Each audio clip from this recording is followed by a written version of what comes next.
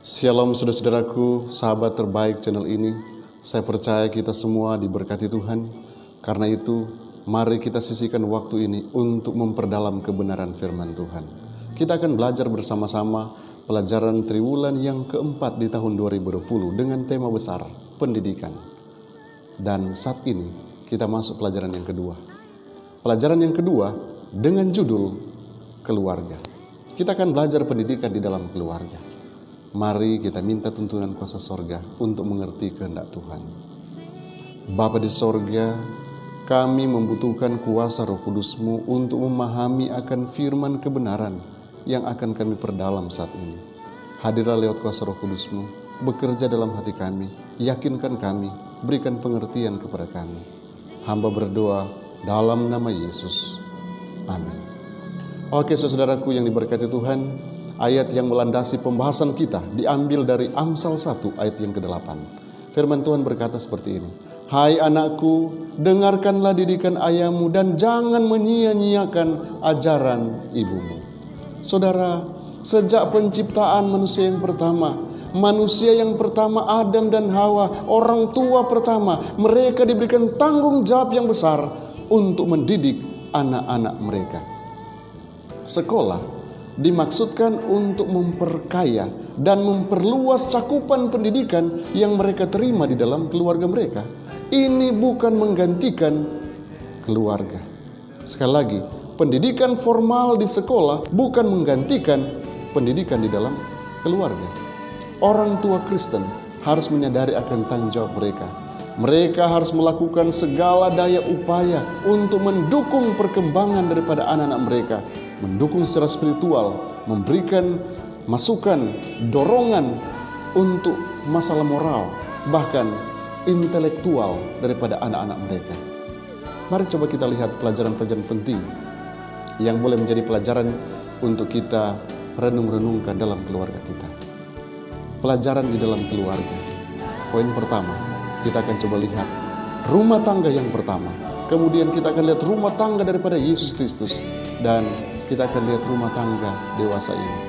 Kita juga akan belajar tentang bagaimana mendidik dalam hal ini, berkomunikasi dan berorganisasi.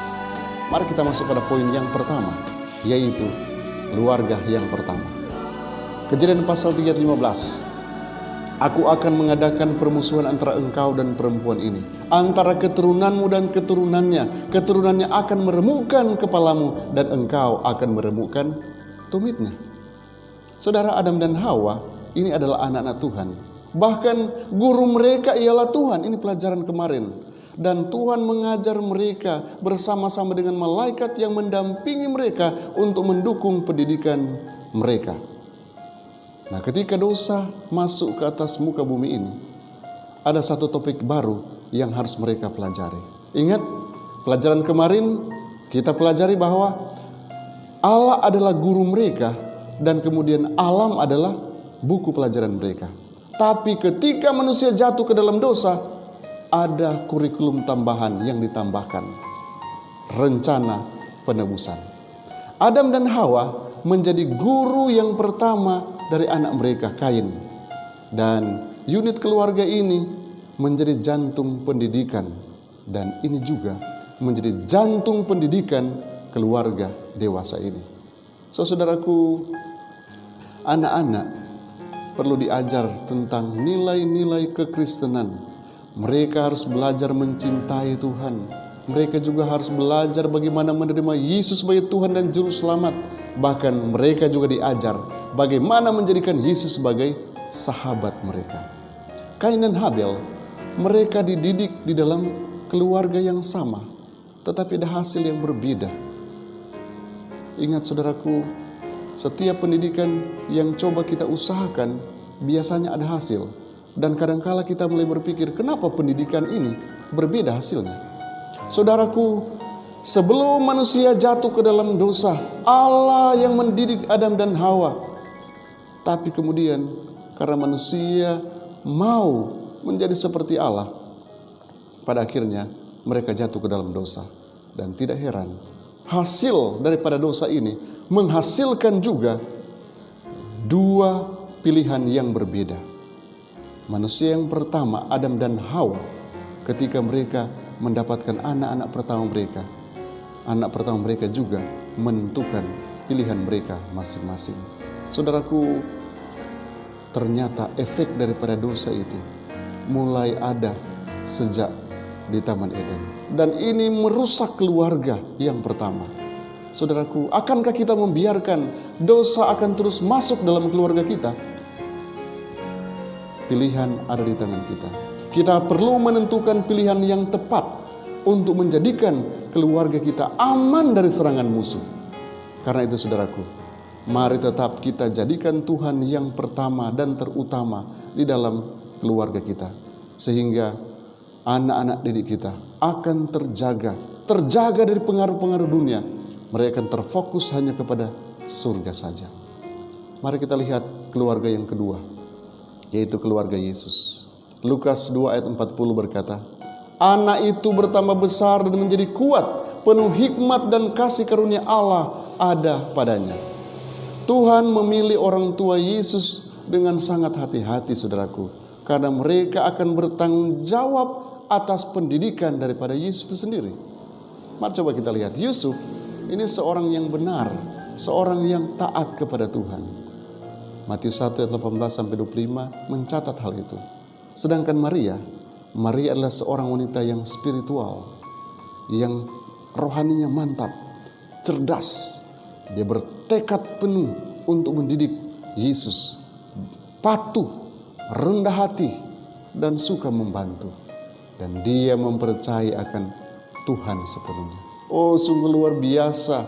Ternyata keluarga Yesus adalah keluarga anak Tuhan yang setia, orang benar, anak-anak Tuhan yang taat. Saudara, rindukah saudara menjadikan keluarga saudara menjadi keluarga yang taat, keluarga yang benar, keluarga yang cerdas, keluarga yang rendah hati, keluarga yang suka membantu, bahkan sampai dikatakan keluarga yang rohani?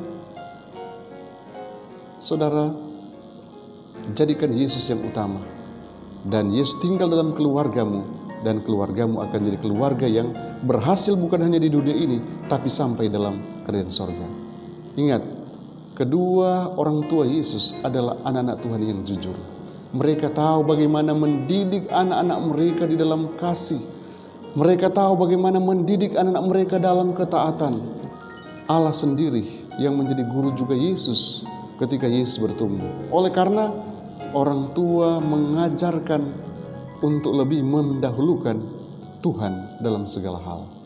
Akankah kita mengajar, mendidik anak-anak kita untuk mendahulukan Tuhan dalam segala hal? Yohanes pasal 12 ayat 49. Yesus senang mengikuti apa yang dikatakan oleh Bapanya yang di sorga.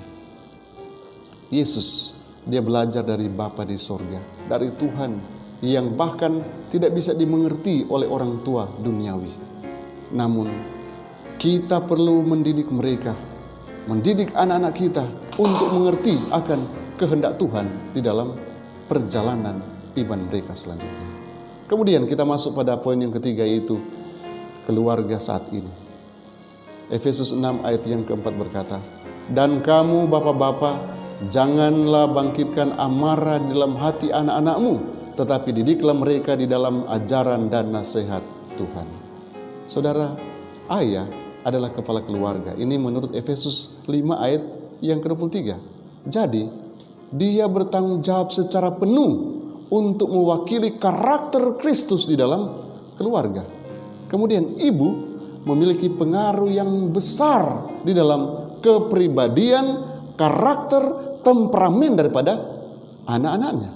Makanya orang tua ini harus bekerja bersama-sama, harus sinkron dalam mendidik akan anak-anak mereka. Nah, di dalam Alkitab, orang tua diperintahkan untuk mengajar anak mereka bagaimana mencintai Tuhan, bagaimana menaati akan Tuhan. Nah, buka Ulangan pasal 6 ayat 4 sampai ayat yang ke-9. Bahkan diajak untuk ajarkan berulang-ulang, jangan bosan untuk memperingati anak-anakmu.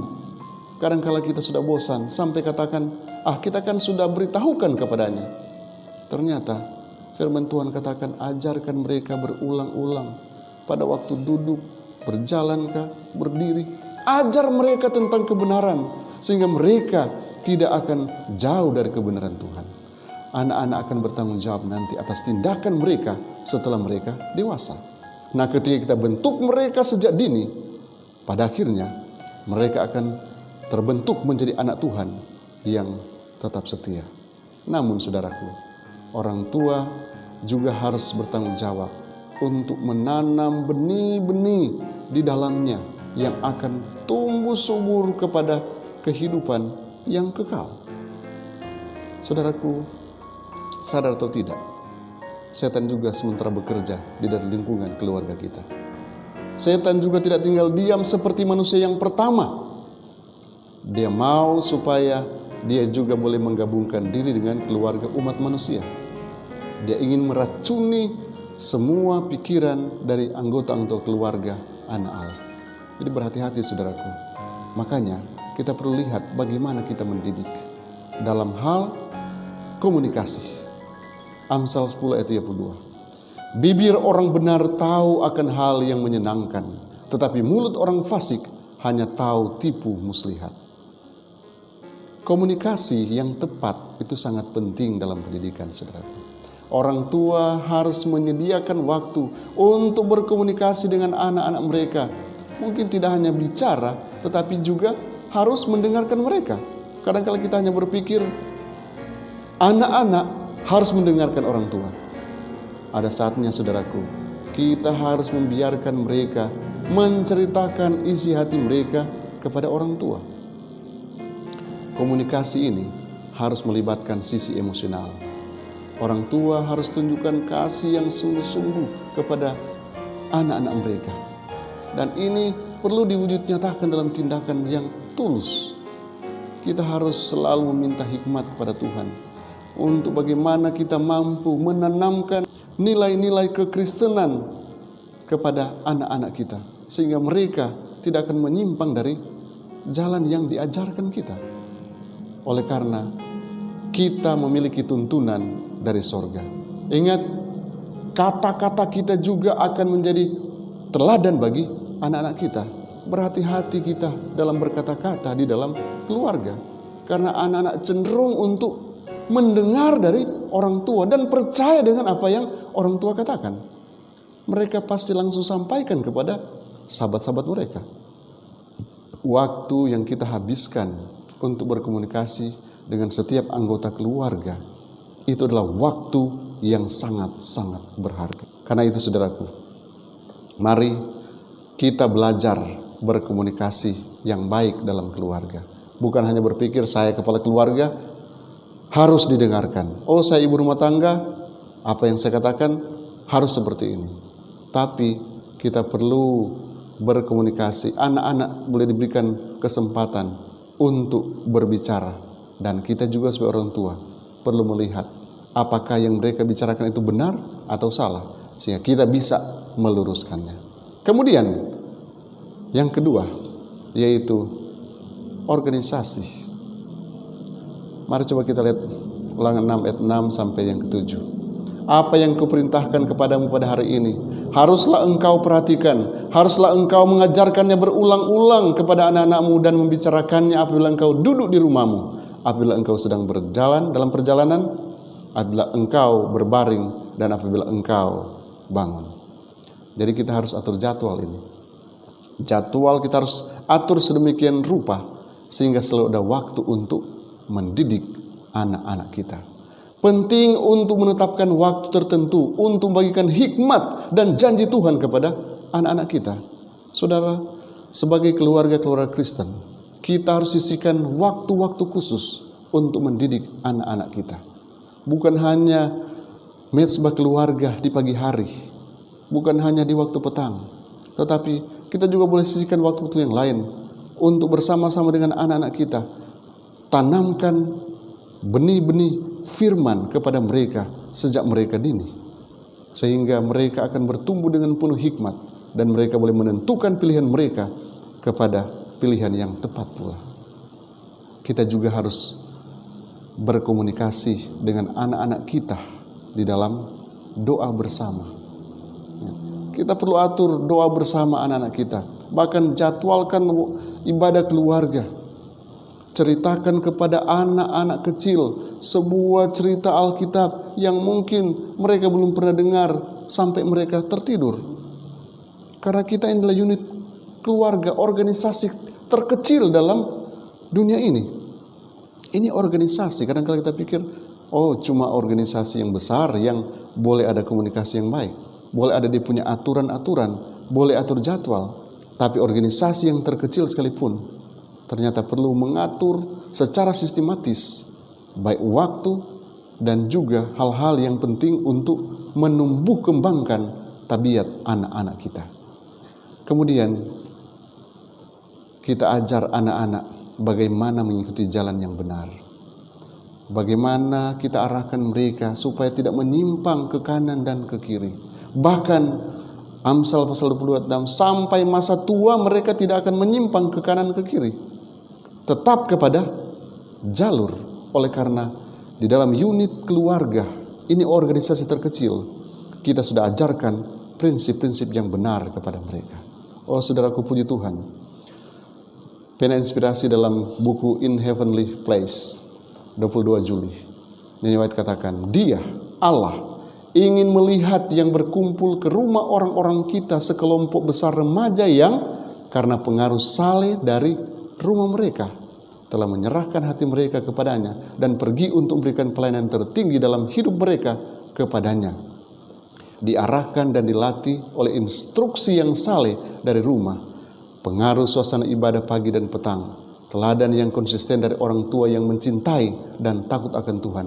Mereka telah belajar untuk tunduk kepada Tuhan sebagai guru dan pemimpin mereka. Kiranya Tuhan akan memberkati kita. Tuhan akan menuntun kita terus ke dalam segala kebenaran. Mari kita berdoa bersama-sama. Bapa di sorga, kiranya Engkau tetap tuntun kami, sehingga kami boleh tetap memahami akan firman kebenaran ini, dan menjadikan keluarga-keluarga kami, keluarga-keluarga yang saleh, yang akan terus bertahan sampai Yesus datang. Terima kasih Tuhan, Engkau memberkati masing-masing kami. Karena hamba menyerahkan kehidupan keluarga-keluarga anak Tuhan hanya di dalam nama Yesus Tuhan dan Juru Selamat kami. Amin. Tuhan Yesus memberkati kita semua.